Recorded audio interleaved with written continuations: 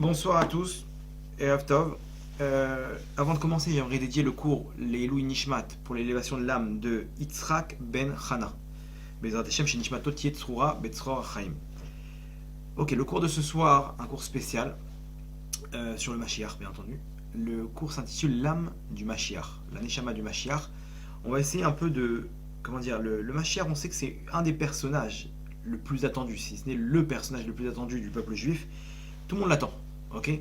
Et c'est intéressant de savoir c'est quoi sa Neshama, c'est quoi le rôle qu'il a à faire sur Terre, et comment une Neshama comme ça, quand on va comprendre son rôle, l'importance de son rôle, comment une Neshama comme ça elle peut descendre sur Terre. Comment ça, quel est le scénario qui peut éventuellement se produire.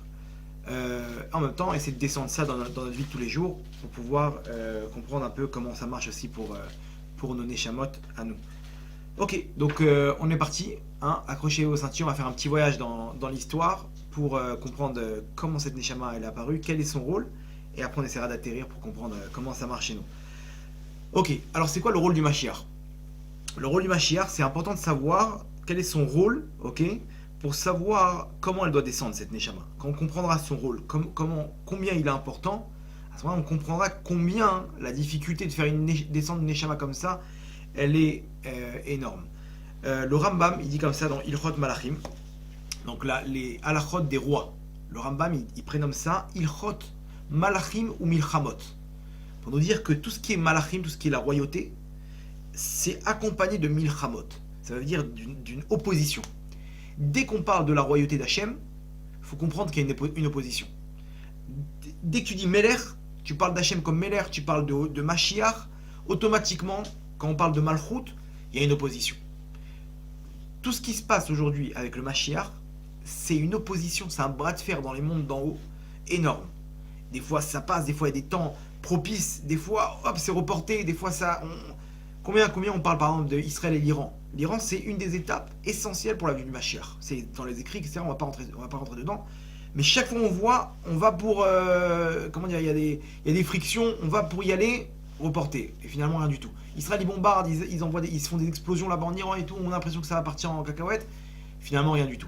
Il y a un bras de fer énorme parce que cette Neshama qui doit descendre, elle a un rôle ultra important dans l'humanité. Elle finit l'humanité de la meilleure des manières et on va voir de quoi il s'agit. En même temps, selon la Kabbalah, la Malchut dans les sphirotes, dans les sphères célestes, la Malchut c'est la dernière. C'est-à-dire c'est celle qui est en contact avec les forces du mal. Donc automatiquement, il y a quand on parle de Malchut d'Hachem, la royauté de Dieu, automatiquement il y a une opposition. Tout de suite la personne elle s'amène sur lui des choses terribles. Dès que je fais des cours sur le Mashiach, vous avez bien vu que au Hachem, un cours sur trois peut-être il parle du Mashiach. Avant le cours, au moins 2-3 jours avant le cours, et après le cours, c'est terrible. Une opposition terrible. Là on n'est pas en direct, hein, on est en différé. Pourquoi? Parce qu'il y a une opposition encore. Exactement, donc on est témoin ce soir encore du bras de fer. Bon, mais dans Hachem, que ce cours Hachem puisse descendre la lumière qu'il faut à travers nos paroles. En tout cas, le Rambam il dit comme ça. Il dit comme ça. Le Mashiach c'est quoi? C'est qui le Mashiach? Il dit comme ça le Rambam. Donc il chod Malachim les derniers halachot. Il dit que le Mashiach il va descendre. Attendez que je retrouve le pasouk. Enfin la halacha.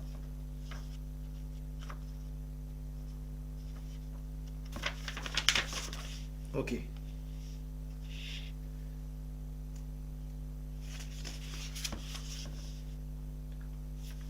Ok. Donc, Amener Mashiach Atidim la Amod ou la Arzir Malchut David le Yoshna. C'est lui qui va revenir, se tenir et remettre la royauté de David comme il y avait à l'époque. Ou Boné Bet Hamikdash, il construit le Bet Hamikdash. Donc, selon le Rambam, c'est lui qui construit le Bet Hamikdash. Selon Rashi, le Bet Hamikdash il descend près du ciel. Donc, Marc Loquette entre les deux, il y a une discussion. Il se peut que ce soit les deux qui descendent en partie et que nous, derrière, avec le Mashiach, on construise. On fait les finitions. Mais Kabetz Nitré Israël, il réunit comment dire, tous les peuples, tous les juifs à travers le monde, etc. Donc il remet toutes les règles, etc. Il y a marqué qu'il étudie la Torah Ogé Batora Veosek Bemitzvot Ke David Aviv. Ça veut dire que ça doit être un Talmid Chacham, un grand tzaddik. Comme il doit être sur la même longueur d'onde que David, son ancêtre. Kefi Torah Shebirta Veshebe Alpe. La Torah écrite et la Torah orale. C'est pas quelqu'un qui. Il y a plein de gens qui se prénomment comme Mashiach, etc. Et tu lui poses 2-3 questions, la Torah Shebe Alpe, ils sont pas là. Ils ont la Torah orale, ils sont.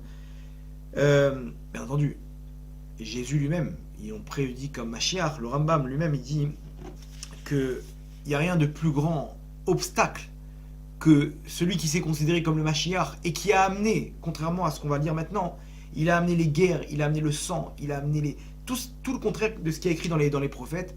Ok. Et d'ailleurs, on voit que bon, c'était au niveau de la Torah qu'il avait, les mitzvot, c'était loin de ce qu'il nous dit ici le Rambam. Yaakov kol Israël eler ba ou le chazek bitka vilachem milchamot Hashem. Donc il va renforcer l'homme Israël d'aller dans la Torah et les mitzvot, et il va combattre les guerres d'Hachem, dont la guerre de Gog ou Magog, etc. Très bien. Donc ça c'est au niveau de ce qu'il va faire. Maintenant le Rambam il termine les halachot en nous disant c'est quoi le but de tout ça. Écoutez bien. L'onitavu à Chachamim vanevim, les Chachamim Nevim, ils avaient tellement hâte de voir la venue du Mashiach. Pour quelle raison? L'okede sheishletu al kol haolam, pas pour que les Juifs ils dominent tout le monde. Entre parenthèses, il te dit le Rambam, qu'est-ce qu'il y aura à la fin? C'est qu'on va arriver à une situation où les Juifs, Hachem va faire d'eux les maîtres du monde. Pas en tant que domination, mais en tant que Hachem va lever le rideau et on va voir que ce peuple juif là, qui était délaissé par toutes les nations, finalement c'était lui l'acteur principal du monde. Velo kede sheir dubakum, pas pour qu'on se venge des peuples du monde, que là-bas dans la guerre de Gog ou Magog, ça va être Hachem il va, tous ceux qui ont fait du mal à Israël, Hachem il va se venger d'eux. Velo kede sheinasu otam amim, velo kede lechol velishtot veismoar, pas qu'on arrive à la paix dans le monde et qu'on soit heureux et qu'on soit bien. Il y aura tout ça, il nous le dit entre parenthèses, mais c'est pas ça le but. Et là kede sheyu pnuim batora vechorma, afin qu'on s'assoie et qu'on puisse réfléchir et étudier la Torah, la chorma. Et à la fin il continue, il nous dit quoi? Pour arriver à ce que le Essek, Kol Haolam, l'occupation de tout le monde, c'est quoi? La date est Hachem. On va arriver à avoir une seule et même raison de vivre, c'est connaître Hachem, se rapprocher de lui, et arriver encore à le connaître et à savoir comment le servir. C'est ça la venue du Mashiach. On va arriver à un monde de paix où il n'y aura plus de guerre, il n'y aura plus de maladie, il n'y aura plus rien du tout. Et ce monde-là, il va nous permettre pourquoi tout ça? Pour arriver à se poser et à rencontrer Hachem, à rencontrer Dieu. Ok, vous allez me dire, ok, alors maintenant, ça c'est pour nous. Pour les goïms, c'est-à-dire qu'on va arriver à des niveaux spirituels énormes. Imaginez-vous la capacité en fait, on va pousser le potentiel spirituel de chacun au maximum à l'éternité. Ça va être quelque chose que, spirituellement parlant, on ne peut pas décrire aujourd'hui, mais ça va être quelque chose de tellement fort que nos sages nous disent que si on prenait tous les plaisirs du monde, depuis la création du monde jusqu'à la fin des temps, de tout le monde réuni, et on met ça sur une balance, et que de l'autre côté de la balance, on met un instant où on passe à côté du Olam Haba, c'est-à-dire Koratrouar, ils appellent ça les sages. C'est-à-dire que c'est juste, tu passes à côté, tu sens comme ça l'odeur de la présence divine. Ça, c'est plus fort que tous les plaisirs du monde qu'on a cités, justement. De tout le monde. De tout le monde réuni en même temps, ok? Un Koratrouar, il n'est même pas rentré au Olam Haba. Juste, il a senti comme ça la présence divine. Ce plaisir-là de connaître Hachem, il va être tellement grand que tu peux mettre tous les plaisirs du monde. Imagine-toi, l'argent, les vacances, les femmes, la nourriture, tous les plaisirs du monde, tout réuni, de chaque personne au monde, depuis la création du temps, du monde jusqu'à la fin des temps, et un instant, tu passes à côté du Olam Haba. C'est ce bonheur-là qui prédomine. Donc, on n'a aucune idée de ce que c'est, s'asseoir et goûter à la proximité avec Dieu. C'est quelque chose de, qui nous dépasse. Mais ça, c'est ce que le Mashiach va apporter sur terre. Qu'est-ce qu'il va apporter pour les goïms? D'arriver à la situation, il y a Kiru veyedeu kol yoshve tevel kilecha tikra kol berer tshava kol hashon, qui connaissent, qui sachent, et tous les habitants du monde, ok, que pour toi, il va se plier chaque genou, et va jurer chaque langue. Ça veut dire qu'on va arriver à tous proclamer le nom de Dieu. De proclamer le nom de Dieu qu'ils soient musulmans, chrétiens, bouddhistes, de France, d'Algérie, de n'importe quel pays du monde, on va arriver à ce que chacun y dise combien Dieu est un, unique, et proclamer la royauté de Dieu. Ok, donc on va arriver à une situation, imaginez-vous, de shalom, de paix mondiale, où tout le monde ensemble, ils vont servir Dieu. C'est quelque chose c'est impensable aujourd'hui avec toutes les guerres, tous les problèmes d'argent, toutes les maladies, on est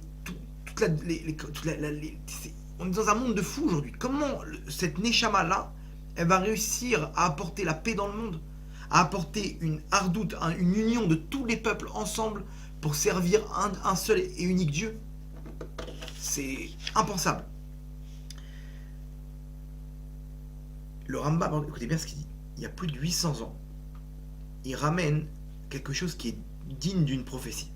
Il dit comme ça que pourquoi Dieu il a créé ces religions? Vous savez qu'il y a plus de 10 000 religions. Des religions, sectes, plus de 10 000. Alors à quoi ça sert? Pourquoi sur tout ça, il y a les trois principales. Ok, ce sont le christianisme, l'islam et le judaïsme.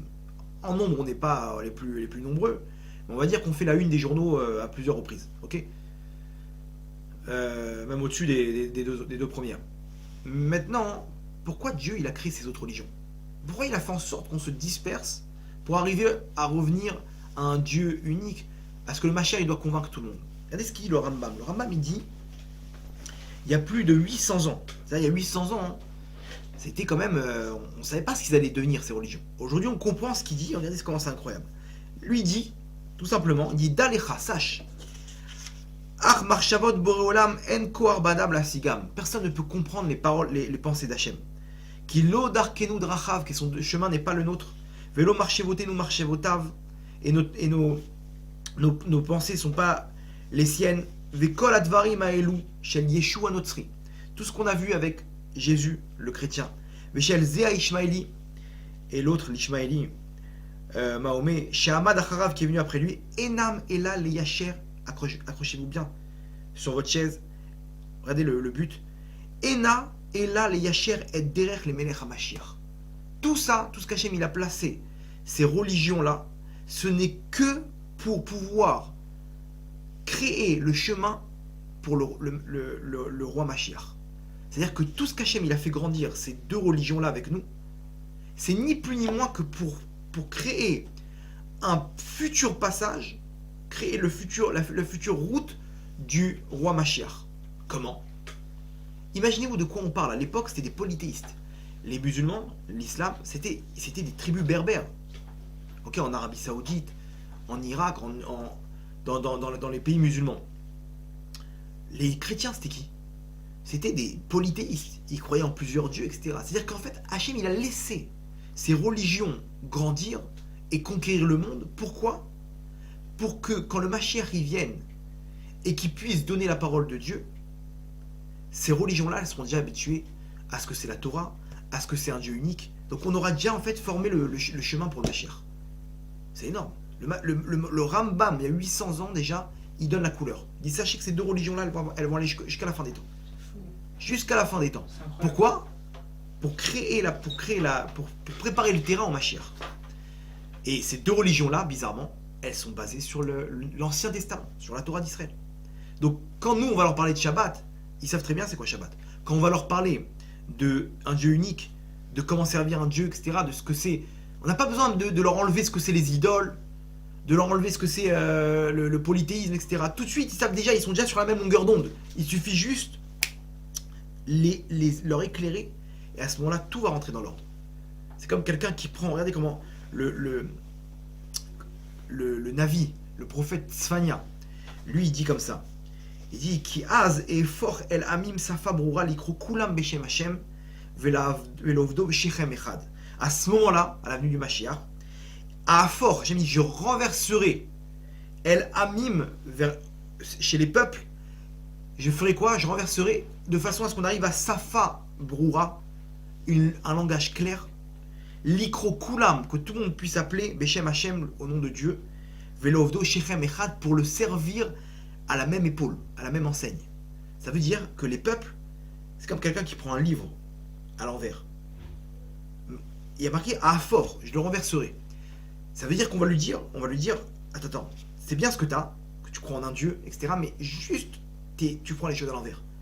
Tu t'es complètement gouré là. On va lui retourner le livre d'un coup. Ah, ok, comme ça il faut servir Dieu. C'est-à-dire que le livre, il a déjà. Le Rambam, il dit, ils ont déjà le livre. Sauf qu'il suffit juste de le renverser. Et à ce moment-là, ils vont comprendre comment la Torah d'Israël, elle était vraie. Et qu'en fait, on les a laissés mal interpréter la suite. Pourquoi? Pour qu'on puisse, le jour venu, renverser toute la vapeur. Donc, c'est un peu l'exemple. En fait, regardez comment c'est grand. Comment ça marche? Ça veut dire que nous, ce qu'on dit, selon la religion juive, selon le judaïsme, c'est que on dit pas que les autres religions, elles n'ont pas leur place. On dit pas que les autres peuples, ils n'ont pas leur place. Ils ont leur place. On dit justement, à la fin, on va arriver juste, chacun sous la même enseigne, à servir Dieu. Pour arriver, comme on a dit plus haut, à ce que Dieu, il soit un, unique, et que sa royauté, elle soit présente. Ok? Donc, c'est-à-dire qu'on va mettre Dieu, en fait, sur un piédestal, où c'est lui qui sera au centre. Donc maintenant, moi, j'ai pas de problème à ce qu'il y ait d'autres peuples avec moi. Sauf que nous, on sera le grand frère. Ok? Le grand frère, on sera devant, ok, dans cette armée-là, de serviteurs de Dieu, on sera devant et on sera ceux qui vont donner l'élan. Mais ça ne dérange pas qu'il y ait d'autres peuples avec moi. Pourquoi? Parce que celui qui est au centre, c'est ni plus ni moins que Dieu. Mais les autres religions, elles veulent pas de toi. Le djihad, c'est quoi? C'est détruire l'autre. Les croisades, c'était quoi? Les inquisitions. C'est détruire les autres peuples. Il faut qu'ils se convertissent, sinon on les tue. Pourquoi tu veux pas m'accepter? Vous savez pourquoi? Parce que là-bas, celui qui est au centre, c'est l'homme. Et quand l'homme il est au centre, il veut pas de concurrent. Si c'est une tierce personne qui est au centre, alors quel intérêt? Si toi et moi on sert la même personne, si toi et moi on travaille dans la même boîte, que toi tu fasses des contrats et moi je fais des contrats, on est tous les deux contents. Pourquoi? Parce que toi et moi on fait avancer l'entreprise. Et donc, grâce à ça, on peut arriver à faire entrer plus d'argent, plus de chiffre d'affaires et augmenter nos salaires. Donc j'ai aussi un intérêt que tu réussisses. À part s'il y a des concurrences entre les commerciaux. Mais sinon, toi et moi on est dans la même entreprise. Si tu fais rentrer de l'argent dans le magasin, on est tous gagnants, donc t'es pas mon concurrent. Vous comprenez que si tu veux descendre l'autre, ça veut dire, psychologiquement parlant, que celui qui est au centre, c'est toi, c'est l'homme. Donc la preuve que les autres religions, elles sont basées sur la main de l'homme, c'est que on peut pas accepter son prochain. Parce que tu peux pas dominer tout seul quand il y a quelqu'un d'autre avec toi. Par contre, si le but c'est Dieu, alors j'ai pas de problème qu'il y ait d'autres peuples avec moi. Et c'est ce qu'il nous dit ici le prophète. Le prophète, il nous dit, on va arriver, le Mashiach, il va arriver avec sa parole de transformer tous les peuples à servir Dieu. Et là, on va arriver à, à une union, à une paix dans le monde. Ok? C'est un peu l'exemple d'une nappe qu'on veut mettre sur une table. Imaginez-vous, si chacun il tire de son côté, on ne mettra jamais la nappe. Ok? Moi, je tire de toutes mes forces, lui tire de toutes ses forces, il n'y aura jamais de nappe. Le Mashiach, il va venir d'en haut et nous dire non, stop, tire de ton côté, exprime-toi, tu dois t'exprimer, tu dois pas t'éteindre. Tire, mais stop, à ton tour, tire de ton côté, etc. Il va nous gérer comme ça jusqu'à temps qu'on mette la nappe. Cette nappe-là, c'est la royauté d'Hachem. On va tous tirer de notre côté, on doit tirer. Parce que si je tire pas, l'autre il va tirer la nappe entièrement de son côté, il n'y aura rien sur la table. Donc on doit chacun tirer de notre côté, mais ensemble, Sherem Echad, à la même enseigne, et à ce moment-là, ça va, ça va pouvoir établir la nappe sur la table. Donc, si vous avez bien compris, quelque chose comme ça, l'opposition, elle doit être énorme. On ne peut pas faire descendre une Neshama aussi facilement. Une Neshama qui va me permettre de faire la paix dans le monde. On arrive à la fin du mal sur Terre. La fin du mal sur Terre, c'est pas quelque chose de, bon bah vas-y, on y va, alors on arrête tout, on pose les armes, on fait la paix et tout le monde est content. C'est quelque chose que le mal, il doit s'interposer de toutes ses forces. Tu peux devenir religieux, tu peux faire tes prières, tu peux faire ce que tu veux, mais ne parle pas de Géoula, ne parle pas de Mashiach, ne parle pas de royauté d'Hachem. Parce que ça veut dire au mal, c'est terminé pour toi. C'est la fin. C'est quelque chose qui n'a jamais existé dans l'humanité, d'arriver à la paix de tout le monde, dans le monde. Même à la tour de Babel, là-bas, ils ont réussi plus ou moins dans le mal à être ensemble, pour pouvoir contrer Dieu. Là, on parle d'être ensemble pour servir Dieu. C'est quelque chose, vous comprenez bien, qui est une utopie. C'est un rêve. Donc, pour le faire, il faut descendre un gros calibre. Cette Neshama-là, elle doit descendre et elle va être interposée par les forces du mal. Ok, donc, Là, on a compris c'est quoi le rôle du Mashiach.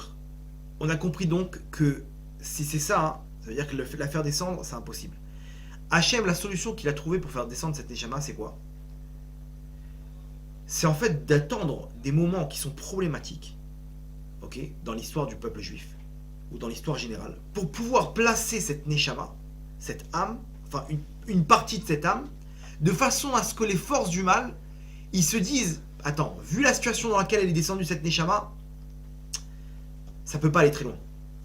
C'est-à-dire qu'il faut trouver une situation catastrophique pour pouvoir descendre une partie de cette Neshama afin que les forces du mal n'y voient pas d'inconvénient, ne s'interposent pas. Et c'est là-bas qu'Hachem il va faire descendre la Neshama de Mashiach. Son est plus grand d'ailleurs. Hein? David Ameller. Ça a toujours été dans des cas comme ça.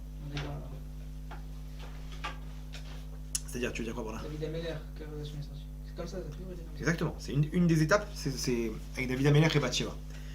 Donc maintenant on va faire un petit voyage dans l'histoire pour voir à quel moment Hachem il a descendu cette Neshama.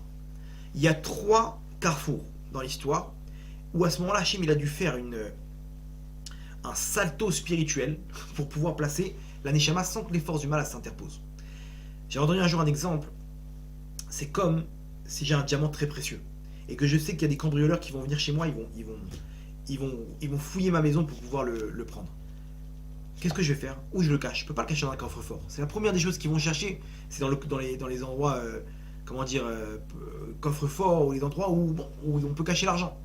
Qu'est-ce que je vais faire? Sauf votre respect, je vais le mettre si j'ai des excréments comme ça dans mon jardin de je sais pas, une ferme ou un truc du genre, et je vais placer le diamant à l'intérieur. Là-bas, je sais qu'ils fouilleront pas.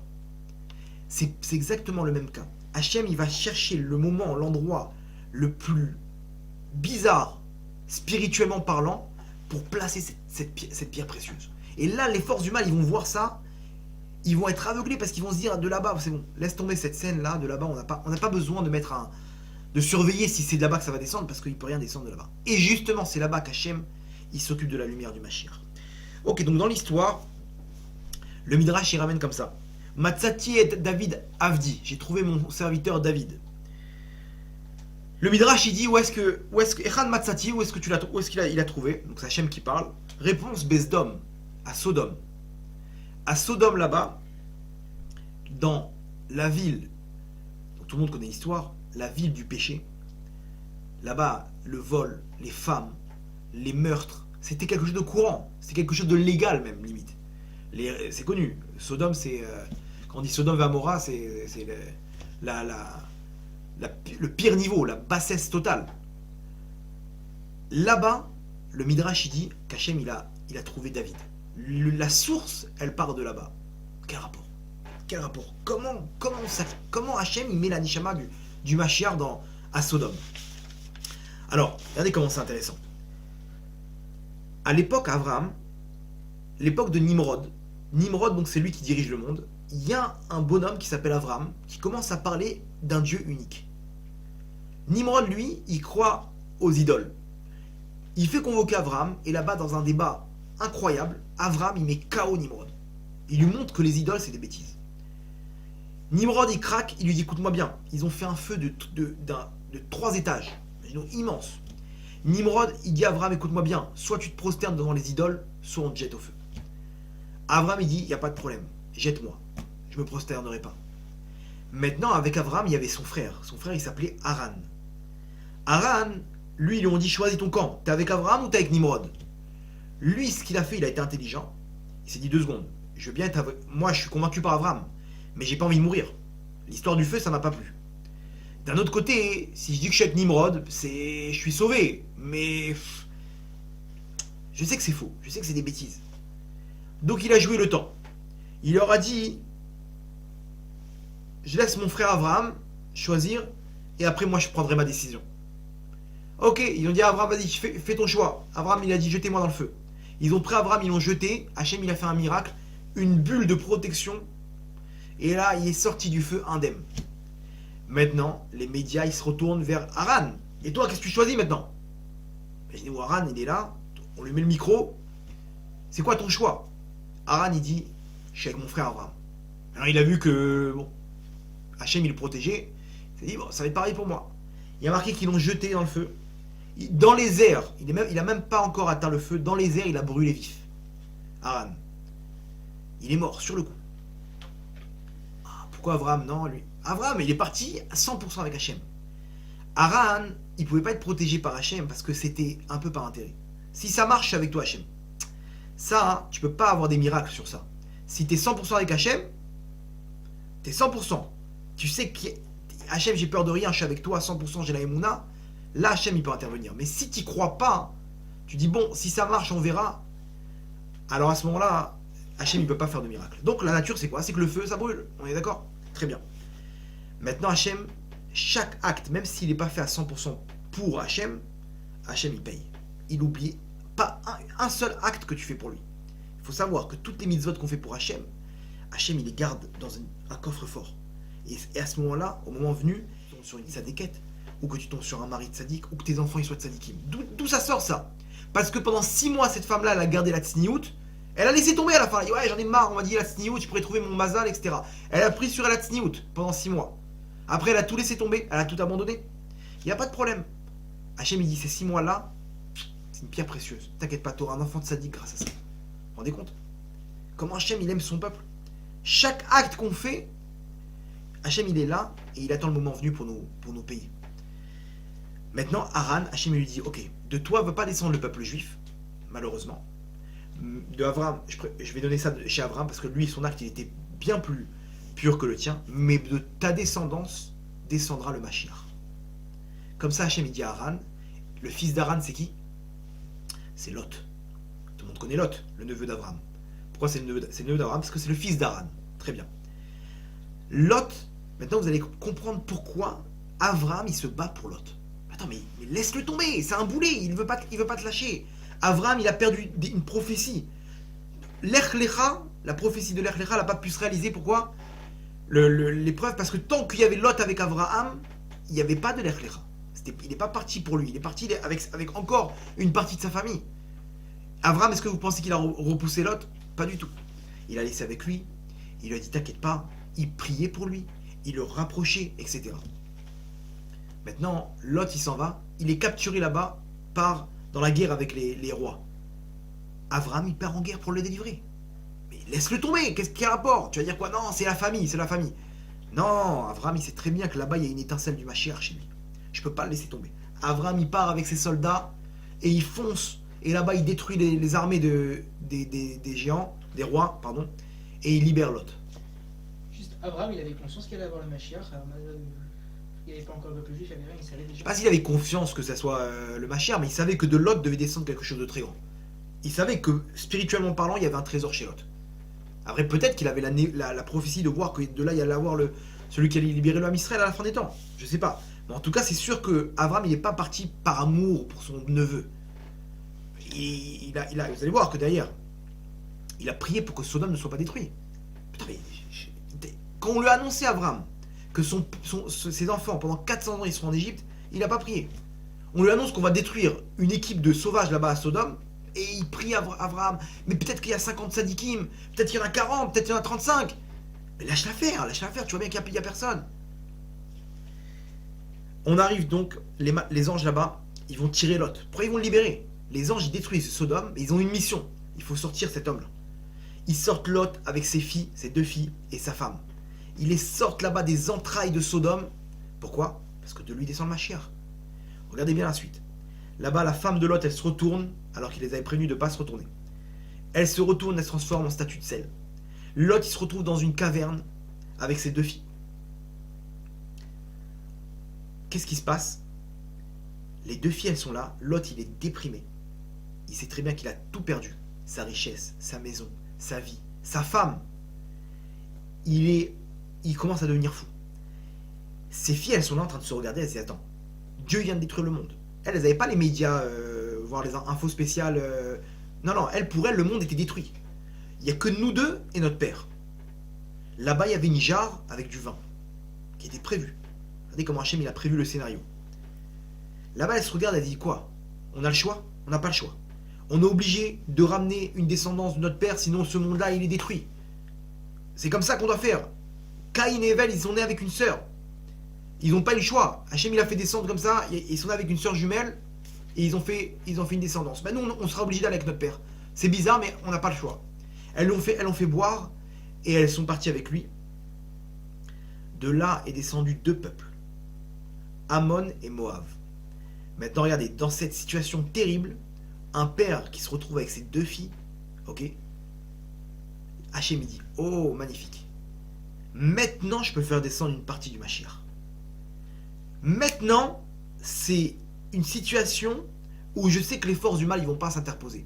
Parce que si je fais descendre une grosse étincelle là-bas dans cette relation, de ces deux peuples qui sont sortis des deux filles, si je fais descendre une des étincelles du Mashiach, les forces du mal iront, spirituellement parlant, ils pourraient rien avoir là-bas. Donc, on n'a pas à s'inquiéter. Là-bas, Hachem, il dit, oh, magnifique, magnifique, maintenant je peux faire descendre le Mashiach. Et c'est de cette relation qu'Hachem choisit de faire descendre deux étincelles.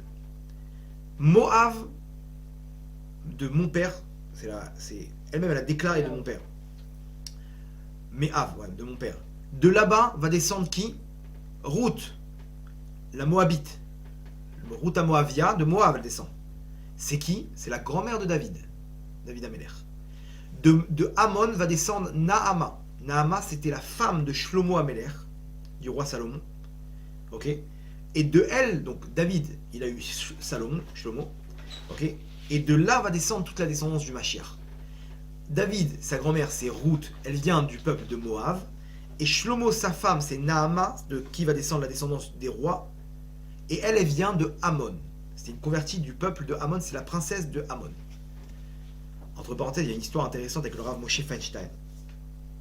Le Rav Moshe Feinstein, à la Shalom, lui un jour, on l'a appelé en plein Shabbat.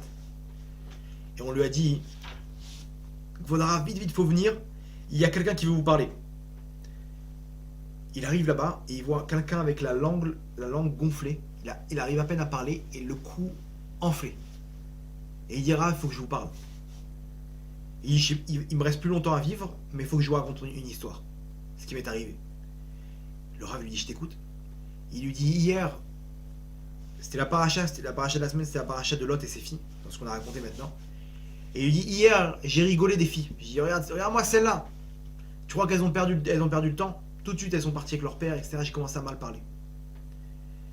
Dans la nuit, je fais un rêve. Je vois deux femmes, snouot, tzadékot, avec une lumière sur leur visage. Et elle me dit, pourquoi t'as mal parlé de nous? Je leur dis, mais vous êtes qui? Elle lui dit, sache que on est les deux filles de Lot. Et ce que t'as dit sur nous, cette humiliation que tu nous as fait, on est venu en rêve pour te dire ce qui s'est passé. Elle dit, mais dites-moi. Elle dit, sache que nous-mêmes, on a supplié Hachem d'écrire dans la Torah toute l'histoire, de ne pas laisser un seul détail, pour pas qu'on advienne à dire que ces femmes-là, elles sont nées du roi HaKodesh, comme Jésus. Pour pas dire qu'elles sont nées d'un esprit divin. Ces enfants qui sont nés, elles sont tombées enceintes d'un esprit divin. D'où elles sont tombées enceintes, celles-là? Non. Hachem, tu vas dire d'où ça vient. Tu vas dire exactement le nom. Ça vient de mon père. Oui, ça vient de mon père. Mais ne faites pas de moi une autre religion. Elles ont supplié Hachem pour pas qu'on arrive à cette erreur-là. Et toi, tu viens, tu dis du mal de nous. Elles lui ont dit, sache que dans le Beth Din, dans le tribunal céleste, de ce que tu as fait, tes jours sont comptés. Et de là, sa langue, elle s'est gonflée, sa gorge, elle a enflé, et il lui a dit, Rav, il me reste plus quelques jours à vivre, mais racontez cette histoire. Et 3-4 jours après, il est parti. Imaginez-vous, des fois on parle, on se dit, ouais, celui-là, c'est un rachat. On sait pas de quoi on parle. On sait pas c'était quoi les intentions. S'ils sont inscrits dans la Torah, ces gens-là, c'est pas pour rien. C'est qu'on peut apprendre beaucoup d'eux. Ok. Ils savent. Hein? Ils savent. Non. En rachat. Ouais. C'était des saves. C'est-à-dire, tu veux dire quoi par là? Mais ça vient dans la Torah alors que c'était un. Ah, badaï, ouais. Et ça, sa tête, elle était enterrée dans le tombeau des patriarches. Ça montrait que sa tête a été pure. Enfin. Voilà, sa tête, ses pensées, elles étaient pures. Maintenant, si on l'avait vu Esav, on aurait cru que on leur embrassait la main. On aurait vu un tzaddik. On savait pas qu'à l'intérieur, son cœur, il avait des mauvaises intentions. Son corps a dominé sa tête. Voilà, son cœur, il était. On peut pas savoir aujourd'hui. Tu vois un rave avec un chapeau, une barbe. Tu sais pas derrière ce qu'il a comme intention. Ça peut être le un des hommes les plus pourris au monde, qui pense qu'à son bien-être et qu'à son honneur. On ne sait pas. Mais, et ça, on n'aurait pas pu savoir. Lui-même, son père, il était persuadé que c'était un tzaddik. Ok, C'était Yitzhak Avinu ou son père en plus. Alors, exactement. Donc ça, c'est la première étape. Hachem choisit ce moment-là pour descendre une partie de la Neshama du Mashiach. Deuxième étape, Yehuda et Tamar. La paracha de la semaine. Yehuda et Tamar. C'est quoi cette histoire? Alors Yehuda, il faut savoir que à l'époque de... Donc c'est dans la paracha de semaine, on nous raconte que les frères, ils vendent Yosef, donc les fils de Yaakov, 12 enfants, ils vendent Yosef, tout le monde connaît l'histoire, etc. Là-bas, Yehuda, à ce moment-là, il a commencé à perdre son statut, il est tombé, il a été ruiné, etc., de ses richesses. Il perd sa femme, Batshua. Il perd sa femme et il avait 3 enfants, Er, Onan et Sheila. 3 enfants. Il marie le premier avec une fille qui s'appelle Tamar. Tamar, c'est qui? La fille de Shem. C'est une très grande sadéquette. Il la marie avec elle et lui, il meurt. Imaginez, il perd son fils aîné, Er. Il a fait maintenant... Alors, il y a la mitzvah qu'on appelle de Yiboum. C'est quoi la mitzvah de Yiboum? Je sais pas comment on traduit en français. La mitzvah de Yiboum, la Torah nous dit... Voilà, c'est si jamais une personne... Alors, il faut savoir que le Zohar, il dit qu'une personne qui ne s'est pas mariée et qui n'a jamais eu de descendance, dans les mondes d'en haut, il est bloqué. C'est une souffrance terrible pour lui. Maintenant, s'il s'est marié et qu'il n'a pas réussi à avoir d'enfant, c'est différent. Maintenant, s'il s'est marié, qu'il n'a pas réussi à avoir d'enfant et qu'il est mort, la Torah, elle nous donne une mitzvah de pouvoir que la personne la plus proche de lui, c'est-à-dire par exemple son frère, ça peut être son cousin, etc., il peut se marier avec sa femme, ok, et l'enfant qui naîtra de cette relation-là, c'est ni plus ni moins que celui qui est parti. Il peut revenir dans ce monde-là pour pouvoir mettre au monde une descendance. Donc, à partir du moment où Er, le premier fils de Yehuda, il est mort, Tamar, on la donne à qui? Au petit frère, Onan. Mais le problème, c'est que lui aussi, il est mort. Donc maintenant, les 2 Neshamot, elles sont tombées. Il reste plus que Sheila, le troisième. Sauf que Yehuda, il dit, attends, stop. J'ai trop peur, c'est le dernier qui me reste. J'ai perdu ma femme, j'ai perdu ma richesse, j'ai tout perdu. Il me reste qu'un enfant et ma belle-fille. La descendance de Yehuda, c'est la descendance des rois. Si il a compris qu'ici, il y a eu une interposition, les forces du mal, ils sont interposées. Il se dit, là, maintenant, il faut être prudent. Sheila, il était encore enfant. Il s'est dit, je vais attendre qu'il grandisse et je vais le présenter à Tamar. Pour qu'il puisse amener maintenant la Neshama des autres en même temps et la descendance des rois. Entre parenthèses, aujourd'hui, il n'y a plus cette mitzvah. Pourquoi? Parce qu'aujourd'hui, on n'a plus le... Comment dire? On fait plus ça pour la mitzvah. Si le mec, il se retrouve avec sa belle-sœur, aujourd'hui, nos pensées ne sont plus pour Hachem. Donc, ça n'existe plus. Mais à l'époque, c'était encore... Les gens, ils avaient encore des pensées pures. Tamar, elle voit que Sheila, il est arrivé il est devenu adulte, et elle voit qu'on ne lui propose pas en mariage. Elle, maintenant, elle sait très bien. C'était une prophétesse, une Évia. Elle savait très bien que de Yehuda devait descendre des prophètes et des rois. Elle avait tellement hâte d'arriver à ce que ça vienne, d'avoir le mérite de faire descendre la royauté d'Israël, qu'elle a vu qu'on ne lui donnait pas Sheila, le troisième fils. Elle a fait quelque chose, elle a fait un acte. Là-bas, elle a fait tomber Yehuda. Vayet Eléa, là-bas, elle s'est présentée en tant que femme sur la route. Yehuda, il était de passage. Il y a marqué que Hachem, il a pris Yehuda et il lui a transformé son cœur de façon à ce qu'il soit attiré par cette femme. Elle a fait un acte d'Ishtadlout. Elle s'est dit, je vais tenter le coup. Ce qui sortira de ça, je veux une descendance de la tribu de Yehuda. À ce moment-là, il y a marqué comme ça que Yehuda, il est en pilotage automatique. Il voit cette femme-là et il voit, à travers cette femme, il voit la descendance des rois. C'est pas possible. Mais comment cette femme-là, une femme entre guillemets, une étrangère, comment de là va descendre les rois? Et là, il lui propose de se marier avec elle, etc. Elle lui dit, il n'y a pas de problème. Donne-moi un gage. Il lui donne une bague, etc. Il lui donne des trois signes. Et bon, on passe, ils se marient. Dans la Torah, c'est placé un peu comme s'ils ont eu une relation, comme s'il se retrouve avec une prostituée. Mais à l'époque, c'est-à-dire ce genre de mariage, c'était considéré comme de la prostitution, quoi. Mais c'était pas comme dans le sens simple du sens du pasuk, des versets. Là-bas, elle tombe enceinte. Maintenant, elle, rappelez-vous, officiellement, elle est toujours chez Yehuda. Yehuda, imaginez-vous, il la connaît pas. Il la connaît pas. Il faisait tellement attention à ses yeux qu'il savait même pas à quoi elle ressemblait, Tamar. Et on lui dit, ta belle-fille, elle est enceinte. Elle est enceinte. Mais comment c'est possible? Elle est destinée à mon fils, le dernier. Comment elle peut être enceinte? Donc là, ça veut dire qu'elle a trompé. Elle est partie alors qu'elle était officiellement fiancée. Ça veut dire qu'elle est partie avec un autre homme. Et là-bas, elle se retrouve en tribunal face à Yehuda. Et Yehuda, il lui dit, il décrète. Imaginez-vous, Yehuda, il est à côté de lui, Yaakov et Yitzhak. Il décrète qu'elle elle doit être mise à mort. Et là-bas, il dit, il n'y a pas de problème. Maintenant, elle ne voulait pas faire honte à Yehuda. Elle envoie les signes qu'il lui a donnés. Et elle lui dit un message. Dites-lui que je suis enceinte de la personne à qui appartient ces signes-là. C'est-à-dire, en gros, elle laisse à Yehuda, soit tu te dévoiles, tu dis elle est enceinte de moi, et à ce moment-là, c'est la honte de sa vie, soit tu veux pas, pour pas avoir honte, et elle a fait exprès pour lui laisser le choix pour pas qu'il ait honte. Et c'est pas grave, elle est prête à mourir pour pas lui faire honte. Imaginez-vous la tzadékette que c'était. Elle s'est pas levée dire devant tout le monde attends, mais c'est toi le responsable, c'est de toi que je suis enceinte. Non. Elle lui a laissé les signes de façon à ce que lui il décide. Yehuda il voit ça, il se lève comme un homme et il dit Tzadka mimeni, elle a eu raison de moi. Ok, là-bas à ce moment-là, il a avoué devant tout le monde. Il a dit cette femme-là elle est enceinte de moi. C'est-à-dire maintenant tu passes pour celui qui est parti avec une autre femme et en plus c'est ta belle-fille. C'est pas grave. Moi je suis là pour la vérité. La vérité c'est que c'est de moi, elle ne doit pas mourir cette femme. Je suis désolé. Il se lève devant tout le monde et il admet. Hachem il dit waouh, de cette intervention-là, je fais descendre une deuxième partie de la Neshama du Mashiach. Elle est enceinte. Imaginez-vous, de là-bas ils se disent, les forces humaines, ils disent attends, mais le mec il est parti avec sa belle-fille. Yehuda il est parti avec sa belle-fille. Là-bas on est dans une situation où. Et lui il avoue, il dit c'est de moi, mais pour qui tu vas passer? Il a perdu tout, Yehuda. Il a perdu sa richesse, sa femme, ses enfants. Et maintenant, c'est la risée du monde. Regarde, il est parti avec sa belle-fille. Yehuda, il dit, je m'en fiche.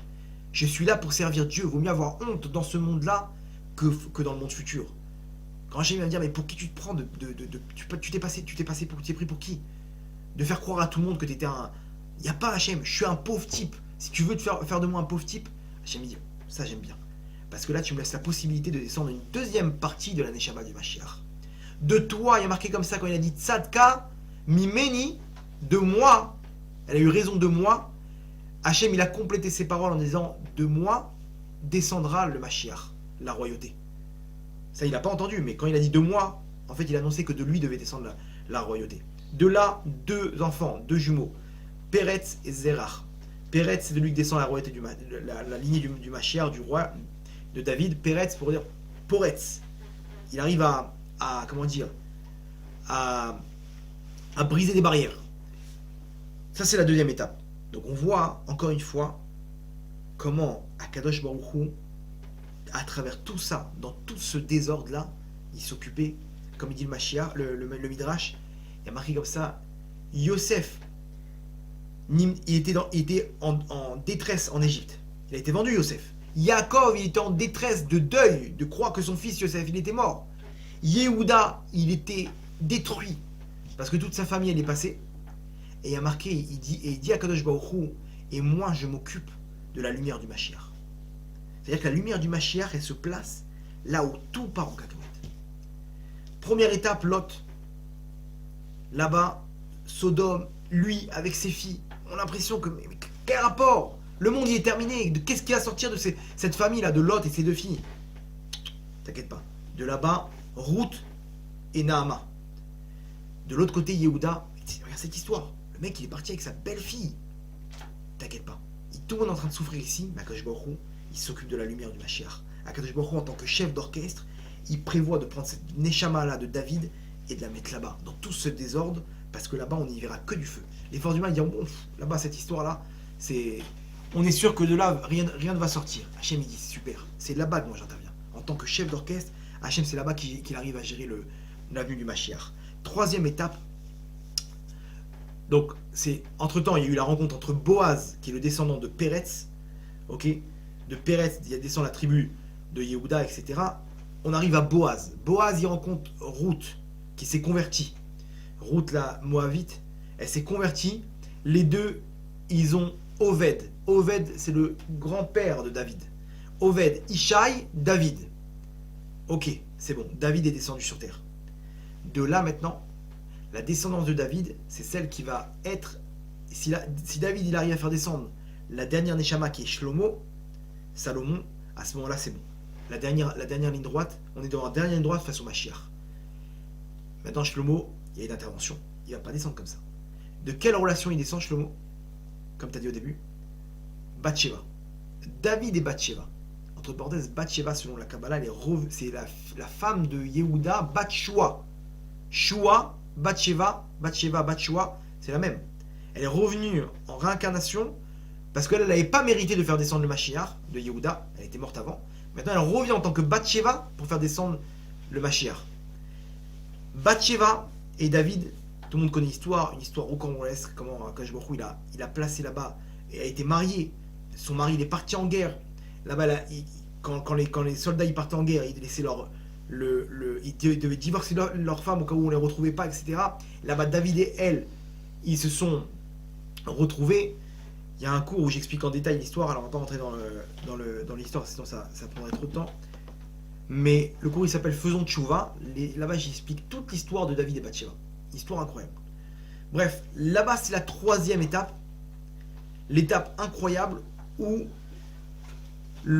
Hachem il décide, dans cette relation incroyable, de descendre la troisième partie du Mashiach, qui est Shlomo, Salomon. Tu veux brancher la caméra? Non, c'est bon, ça a été branché. Shlomo Ameler, ok, et c'est de là que va descendre le Mashiach. Donc, ça c'est l'histoire du Ham Israël. Comment trois carrefours, Hachem il a pu attendre les moments les plus catastrophiques, les plus bas de l'histoire, pour pouvoir faire descendre la Neshama du Mashiach. Pourquoi? Comme on a expliqué, c'est une Neshama qui est tellement attendue que les forces du mal ils vont s'interposer. Cette Neshama-là, elle va donner fin au mal. Donc pour ça, les forces du mal, ils sont prêts à tout. Et là maintenant on y est. On est dans la dernière ligne droite. C'est sûr et certain que les forces du mal, ils ne laisseront pas passer. Là on est dans une phase où les forces du mal, ils se déchaînent parce qu'ils savent que c'est bientôt la fin pour eux. On y est, c'est très dur, et on voit que tous les gens, tout le monde souffre, entre guillemets. Pourquoi? Parce que nous-mêmes, on est en train de faire descendre cette Neshama. Dans la difficulté, c'est là que Hachem, il est Osek Beoro Shem Mashiach. C'est là qu'Hachem, il est en tant que chef d'orchestre. Quand tout va mal, c'est là qu'Hachem, il est en train de préparer le Mashiach. Ça veut dire, en gros, au moment où on n'y croira plus, comme il dit comme il dit Agma, à la fin des temps, il y aura une série de catastrophes. Là-bas, à la fin de l'Agma dans Sota, on nous dit une liste de choses terribles. Et à la fin, on nous dit Ve'en lanu al mi leishen et la lavinu sheba shamayim. On n'aura plus sur quoi se reposer. Il n'y aura plus rien. On nous dira à ce moment-là, quand il n'y aura plus sur quoi se reposer, c'est là que va descendre la Neshama du Mashiach. C'est là qu'il va se dévoiler. Au moment où on se dit, mais qu'est-ce qu'on va faire maintenant? T'inquiète pas, justement. C'est quand on ne saura plus quoi faire, qu'on sera dos au mur, on sera dans une situation catastrophique, que ça sera le moment idéal pour faire descendre la Neshama du Mashiach, pour dévoiler le Mashiach et relancer la machine. Vous vous rendez compte? Donc c'est-à-dire en fait, il n'y a pas de désespoir. Même dans Astara, Mitor Astara, chez Betor Astara, dans l'obscurité, dans l'obscurité, Shama Nimsa Hashem Yitbarach. Là-bas, Hashem il se trouve. Pourquoi? Parce que c'est justement là-bas qu'Hachem il peut opérer. Quand personne n'y croit, quand plus personne n'y croit, même les forces du mal, ils se disent, bon, de toute façon là maintenant, c'est bon, le Ham Israël il est complètement perdu. Regarde les pauvres, ils sont tous hors jeu. Et regardez ce qui s'est passé entre parenthèses. C'est qui a fondé l'État d'Israël? C'est des gens qui faisaient ni Torah ni mitzvot. Comment ils ont réussi? Comment on les a laissés monter, faire revenir le peuple juif en Israël? Vous savez comment? Parce que les forces du mal, ils ont dit, mais attends, avec des mecs comme Ben Gurion et compagnie, anti-Torah, anti-mitzvot, il sortira rien. Laisse-les faire leur kiff, c'est bon. Au contraire, ils vont détruire le Ham Israël, ceux-là. Hachem, il dit, ah, super. Merci beaucoup. Regardez comment aujourd'hui, 72 ans après, comment Hachem a tout retourné. On est là, un peuple fort, avec sa Torah, ses mitzvot. Et ceux qui ont essayé de faire de ce peuple-là, de ce pays-là, un pays laïque, ils ont échoué. Ils ont essayé de rendre les territoires, ils ont échoué. Qui aurait cru là-bas les accords d'Oslo, ils parlaient de rendre je sais pas combien de territoires. D'un coup, Hachem, il prend un mec, il lui met une idée folle de tuer Yitzhak Rabin. Et le mec, et tout est renversé. Qui aurait cru? On se dit, mais ça y est, c'est terminé. Ils vont rendre tous les territoires. Non, non, non, Hachem, c'est lui le chef d'orchestre. N'ayez pas peur. Hachem, il sait exactement comment faire. Ok. Maintenant, je vous raconte une petite histoire personnelle. Vous allez comprendre un peu comment on va atterrir. Ça c'était le petit voyage à travers l'histoire. Maintenant, pour les dernières minutes qui nous restent, on va atterrir tranquillement et on va faire descendre cette lumière-là dans notre vie de tous les jours. Quel rapport? Ok. Qu'est-ce que ça m'apporte à moi, cette histoire du Mashiach? Ok, que je dois encore plus prier pour le Mashiach parce que c'est l'événement final. Mais qu'est-ce que ça m'apporte dans la vie de tous les jours maintenant, cette histoire? Vous allez voir comment en fait ça me touche directement. Je vous raconte une petite histoire personnelle. À l'époque, Hachem m'a beaucoup éprouvé. J'avais plein d'épreuves. Et je suis parti voir un grand rave, un tzaddik. Et il m'a dit une phrase qui m'a remis tout en place. Il m'a dit, sache qu'il y a deux types de neshamot dans le monde, deux types d'âmes. Il y a les neshamot de la Géoula et les neshamot de la Torah. C'est-à-dire qu'en fait, le Ham Israël, le peuple juif, il est divisé en deux groupes. Ceux qui sont là pour amener la Géoula et ceux qui sont là pour la Torah. Ça veut dire quoi?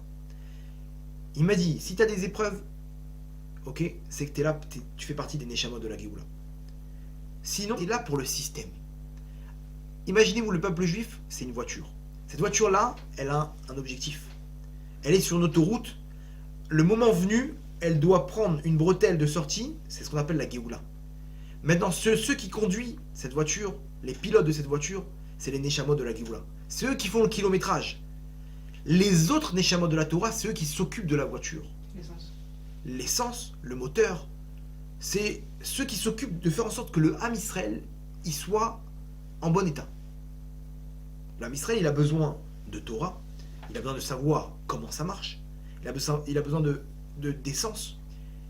Ça, c'est la Torah. C'est-à-dire qu'il y a des rabbanim, des grands rabbanim, qui sont là, mais ils ne sont pas là pour faire avancer le peuple juif. Ils sont là pour faire en sorte de former le peuple juif ou de nous donner des forces même à distance, par leurs prières, par leurs mitzvot, par leurs épreuves, par leur sacrifice pour le peuple juif, par leur sainteté, comme des grands tzadikim qui étaient là du matin au soir, ils étudiaient, ils sont massacrés pour le Ham Israël, faire en sorte que le Ham Israël il puisse avancer.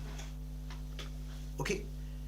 Mais par contre, il y a d'autres qui sont là, les acteurs principaux, qui sont là pour faire descendre la royauté d'Hachem. La Géoula, comme on a dit, c'est la royauté d'Hachem sur terre. Eux, ils sont là, c'est les acteurs principaux. Ça peut être moi, ça peut être toi, ça peut être lui, ça peut être elle, avec sa tsniout, chacun avec ses épreuves.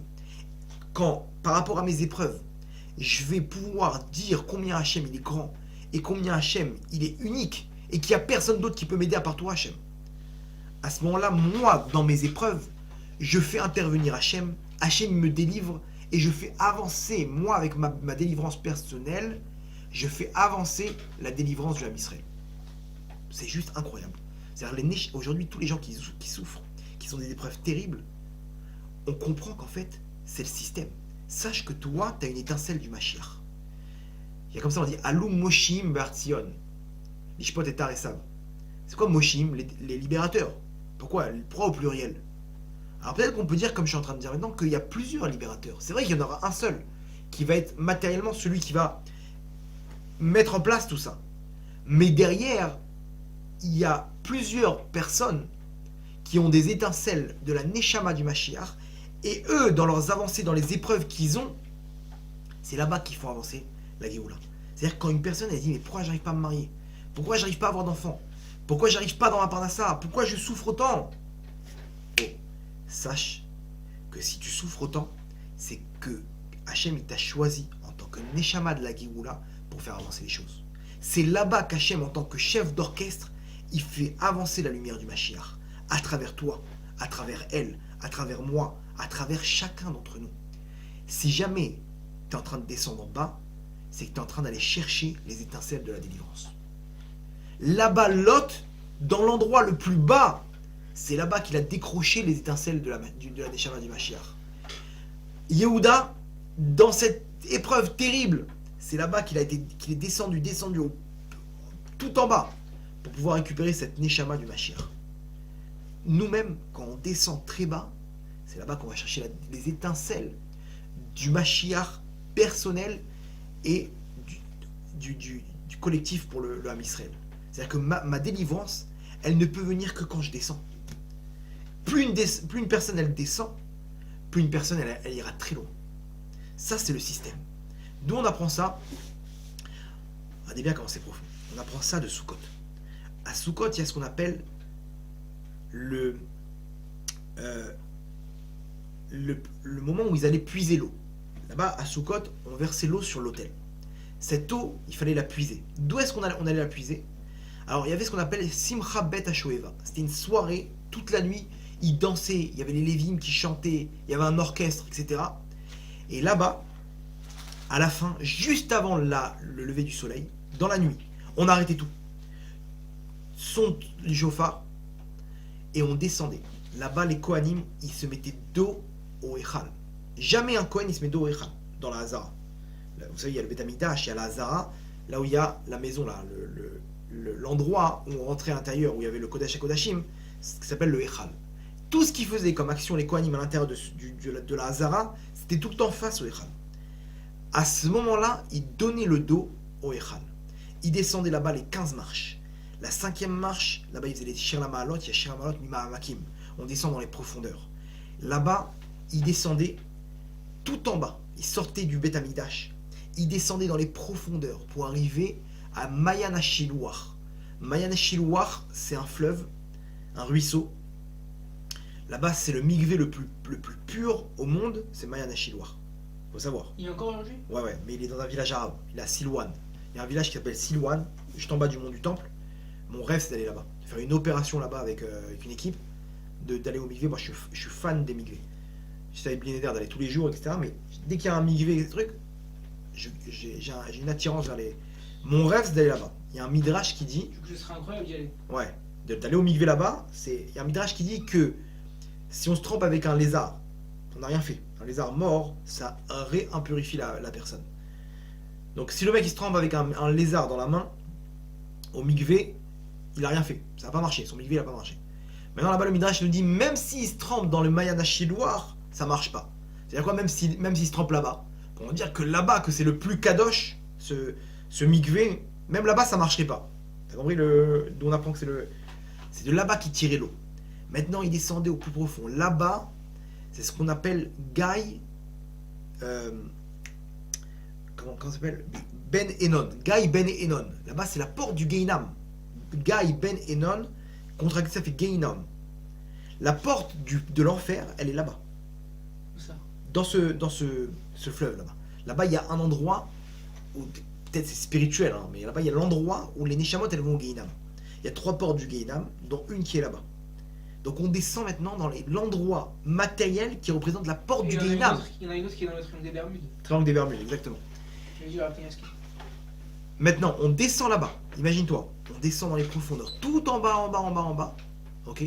Là-bas, on se penche, c'est l'endroit du Gehinam. Là-bas, on se penche et on récupère l'eau. Et cette eau-là, elle va se retrouver sur l'autel, sur le Misbéach, à Sukkot, le lendemain. Ça se produit juste avant le lever du soleil, juste avant la première lueur, dans le noir profond. Et c'est le niveau le plus sain. Le milieu le plus sain. Voilà. Alors qu'il est collé à la Gaïna, la plus grande. Ouais, c'est là-bas qu'on puisait l'eau. C'est fort, ça va tout dire. Pourquoi? Ça résume beaucoup ce que vous avez dit. Exactement. Pourquoi? Parce que c'est là-bas que tu vas chercher les étincelles. Ça représente en fait la descente de ma Neshama. Ma Neshama, à travers ma vie, elle va descendre dans les profondeurs. Là-bas, puiser l'eau qui est pure.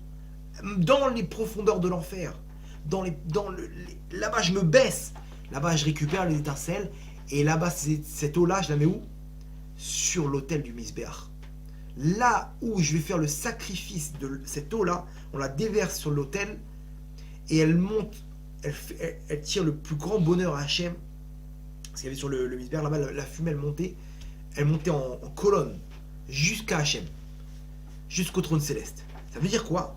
Que le système, il est que pour aller très haut, on est obligé de descendre très bas. Pourquoi? Parce que c'est là-bas que tu vas chercher les étincelles. C'est là-bas que tu ramènes les étincelles, la lumière du Mashiach. Ton Mashiach à toi, qui va te libérer de cette vie de galère, ces épreuves, ce cauchemar, cet enfer qu'on vit. Sache que c'est terminé. Ça va se terminer. Je peux signer à n'importe quelle personne, et je le dis, moi je l'ai parcouru ça, et les gens ils l'ont parcouru. On le voit dans la paracha de cette semaine. Yosef, il a parcouru ça, il s'est retrouvé dans la pire des situations, vendu là-bas par ses frères, en Égypte, en prison. Et là-bas, il s'est retrouvé second du roi. Yehuda, il est descendu aux profondeurs. Et là-bas, de lui descend le Mashiach, de lui descend le roi David. Moshe Rabbeinu, David Améler, lui-même, il était considéré comme un mamzer. Il était rejeté par ses frères. De là-bas descend, il est devenu le roi d'Israël. En tant que mamzer, tout en bas de l'échelle, il est monté tout en haut de l'échelle mamzer, roi d'Israël. Ça, c'est l'histoire du Ham Israël. C'est là-bas que tu descends, c'est là-bas que tu récupères les étincelles, et c'est là-bas que tu remontes. Maintenant, regardez comment c'est incroyable. Yona Hanavi, le prophète Yona, lui-même, c'était comment il est devenu prophète? D'une des soirées là-bas, de Simcha Bet HaShoeva. Là-bas, la Simcha, elle était tellement grande au Bet Amikdash qu'ils arrivaient à puiser un esprit divin, le roi Kodesh. C'est-à-dire qu'il est devenu prophète de cet épisode. Ok? Maintenant, lui, tout le monde connaît l'histoire. Il n'a pas voulu dire une prophétie, parce que ça aurait pu accuser le Ham Israël. Donc il est parti, il a pris le bateau. Là-bas, il y a eu une tempête. Il leur a dit, c'est à cause de moi, si vous voulez que ça s'arrête, jetez-moi à l'eau. Il était tellement serein, il était avec Hachem. Il dit, bon, avec ou sans, je suis une confiance à Hachem terrible. Il leur a dit, jetez-moi à l'eau, si vous voulez, ça va s'arrêter. Ils l'ont jeté à l'eau. Là-bas, il se fait attraper par une baleine. Tout le monde connaît l'histoire. Là-bas, le Midrash, il raconte qu'il était ébloui par les merveilles qu'il y avait dans les profondeurs de la mer. Lui qui voulait fuir Hachem, il se retrouve dans les profondeurs, il voit des poissons incroyables. Et là-bas, il rencontre le Léviathan. Le Léviathan, c'est celui qu'Hachem il a tué la femelle. C'est une baleine qui est énorme, que à la fin des temps, Hachem va tuer pour prendre sa chair, et c'est ça ce qu'on va manger dans le repas. Le repas de la Seudat Mashiach, elle va être on va manger le Léviathan, cette baleine. La peau, avec ça, on va faire la souka de la lumière. C'est bon, c'est des idées spirituelles, hein. On va pas rentrer dans le truc, mais en tout cas, Yona, il rencontre là-bas, Yona Navi, il rencontre le Léviathan. Dans les profondeurs de la mer, là-bas, il le rencontre, et là-bas, il lui vient une prophétie. C'est quoi cette prophétie? Il a une prophétie que c'est lui-même, Yona, à la fin des temps, qui va descendre, aller chercher le Léviathan et le tuer pour l'amener là-bas à la Séouda, au repas. Lui-même, il comprend, Hachem lui fait comprendre, c'est lui. Et Yona, il lui dit au Léviathan, il lui dit, sache que c'est moi je vais revenir te chercher à la fin des temps. J'aurai le mérite de moi revenir te chercher et te ramener là-bas, te faire monter. Dans la mer, il a vu ça pour voir Kodesh, par prophétie. par prophétie. Et il lui dit au Léviathan, il dit, sache que c'est moi qui vais venir te chercher à la fin des temps. Maintenant, regardez comment ça représente tout ce qu'on vient de dire maintenant. Dans les profondeurs là-bas, il est descendu au fin fond, dans la baleine là-bas, avalé par la baleine. Il descend dans les profondeurs, et là-bas, il a une prophétie. Là-bas, Hachem lui fait savoir, sache que, tu vois ce que tu vois là, le Léviathan? De là, lui, toi-même, qui est descendu dans les profondeurs, tu vas témoigner en amenant sa chair là-bas, en tant que viande, au repas du Mashiach, pour pouvoir témoigner que des profondeurs, on arrive à quoi? Au Mashiach, à la délivrance finale. C'est comme ça que ça marche. Lui-même, Yona, il va venir avec ça, il va dire, voilà, lui-même, il était aux profondeurs. Et c'est lui, aujourd'hui, avec lui, qu'on va fêter l'avenue du Mashiach. Mais regardez comment c'est incroyable. Dans Perek Shira, qu'est-ce qu'il dit le Léviathan? C'est quoi Perek Shira? Tout ce que les animaux ils disent. Qu'est-ce qu'il dit le Léviathan? Odou Hashem Kitov, Kilo Lamprasdo. Louons Hachem car il est bon, car à jamais est sa miséricorde. Odou Hashem Kitov, ça veut dire lui-même le Léviathan qui est dans les profondeurs. Que là-bas j'aurais dit dans les profondeurs il n'y a pas, Hachem il est pas là, Hachem il me déteste. Hachem il peut pas me voir, regarde tout ce qu'il m'a fait subir. Regarde toutes les épreuves que j'ai. Lui-même des profondeurs, le Léviathan lui-même il déclare Odou Hashem Kitov, Kilo Lamprasdo. Et comment ça incroyable? Vous avez vu l'histoire? des profondeurs là-bas, le Léviathan lui-même qui déclare que Hachem il est bon, c'est des profondeurs qui le déclarent. C'est incroyable. C'est quoi Hanouka? Hanouka, c'est le même principe. Hanouka, on allume une bougie. Fort. On allume cette bougie, comment? Regardez, Hanouka, ce que ça représente. Là-bas, on doit allumer ça. Dans la période où on est, c'est les nuits, elles sont les plus longues. C'est-à-dire l'obscurité dans la journée, elle est la plus grande. Là-bas, dès qu'il fait nuit, tu dois attendre le moment où il fait nuit. C'est en plein milieu de l'hiver, le moment où il fait le plus froid dans l'année. Le moment où il fait noir, la nuit elle est la plus longue. Là-bas, tu dois mettre le mieux, le top, c'est de mettre la Hanoukia en bas. Ok? Pas en hauteur. Le mieux, c'est de la mettre en bas. Là-bas, en bas, dans l'obscurité, dans le froid, dans la nuit, là-bas, tu allumes ta bougie. C'est là-bas que tu repars. C'est là-bas que tu allumes l'étincelle de la lumière du Mashiach. Ma délivrance à moi. Là où tu crois que tout est terminé, c'est là-bas que ça repart. C'est là-bas que ça repart. C'est là-bas que tu vas arriver à tout débloquer. Ça, c'est la Neshama du Mashiach. La Neshama, l'étincelle du Mashiach, elle vient d'où? Elle vient des profondeurs. Afilou be'astara shemitor astara. Dans l'obscurité qui se trouve dans l'obscurité, là-bas, il y a une lueur et une étincelle. C'est là-bas que tu vas repartir. C'est là-bas que tu vas rebondir. Ne crois pas qu'Hachem il te déteste. Ne crois pas qu'Hachem il veut pas t'aider. Ne crois pas que toutes ces épreuves-là, elles sont là pour te faire du mal. Non, apparemment, sache que tu as les épaules pour pouvoir les tenir. Parce que sinon, tu n'aurais jamais parcouru tout ça. Et plus ces épreuves elles sont dures, plus ça veut dire que tu vas aller très très loin. Très très loin. Pourquoi? Parce que c'est dans la descente que tu vas chercher l'étincelle. Donc plus tu descends loin, plus Hachem il a la possibilité de faire descendre, de te donner le maximum de choses. Parce que là-bas, il n'y aura pas d'intervention des forces du mal. Il n'y aura pas d'opposition parce qu'ils vont dire bon, le mec c'est bon, il est en pilotage automatique. De lui, il descendra rien. Regarde dans quel état il est. Il est complètement en l'air. Et c'est là-bas qu'Hachem il peut relever ta Neshama. Et là d'un coup tu repars comme une étoile filante. La personne elle part comme une étoile filante et elle est délivrée et elle arrive à devenir ce qu'il devient. Et à arriver à sa délivrance personnelle et à faire avancer la nuit du Mashiach. Ça c'est l'histoire de la Neshama du Mashiach. Cette Neshama là du Mashiach qu'on a expliqué à travers l'histoire, c'est là-bas qu'Hachem il peut faire intervenir les plus grandes choses. C'est là-bas qu'Hachem il vient en tant que chef d'orchestre pour faire descendre cette Neshama là. C'est la même chose pour moi. Dans mes épreuves, là-bas, c'est là-bas que je vais chercher mes étincelles. Odou Lachem Kitov, à la fin, je peux t'assurer, je te signe, qu'à la fin, tu diras Odou Lachem Kitov. Hachem, je te remercie, car tu es bon. Je te signe sur un papier que de tes épreuves-là, à la fin du film, je la connais. La fin du film, c'est l'histoire du Ham Israël. Le système, il est comme ça. C'est là-bas, quand tu descends, que tu repars. Et plus tu es descendu bas, plus tu iras très loin. C'est comme ça que ça marche. Je ne connais pas une personne qui est descendue et qui n'est pas remontée. Pas une personne qui est descendue et qui n'est pas remontée. Pourquoi? Parce que le système, c'est comme ça que ça marche. C'est ce qu'on a appris aujourd'hui. Le système, il est que quand tu descends, c'est là-bas que tu vas chercher l'étincelle. Après, à toi de remonter. Ne perds pas la Emouna. Pourquoi? Parce que c'est là-bas que tu remontes. C'est de cet instant où tu n'y crois plus. Tu dis, mais comment je vais faire maintenant? N'aie pas peur. Hachem, pendant que tu souffres, pendant que tout part en cacahuète, Hachem, c'est là-bas qu'il s'occupe de la Neshama de Mashiach. Là-bas, Hachem, en tant que chef d'orchestre, et il nous libère des épreuves. Il nous libère de notre obscurité. Là-bas, on allume une lumière. C'est ça qu'il faut qu'on pense à Hanouka. Quand tu allumes ta lumière maintenant, tu penses à toutes tes épreuves, toute ton obscurité, tout ton mal-être, toute ton angoisse, cette pression. Là-bas, tu allumes ta lumière. Là-bas, tu repars. Et c'est ce qui s'est passé. De là-bas, on est parti dans l'exil, de 2000 ans d'exil. Et là-bas, regardez le Ham Israël, comment il est remonté, il est remonté, il est remonté. Vous croyez que ça va se terminer? La suite, on la connaît.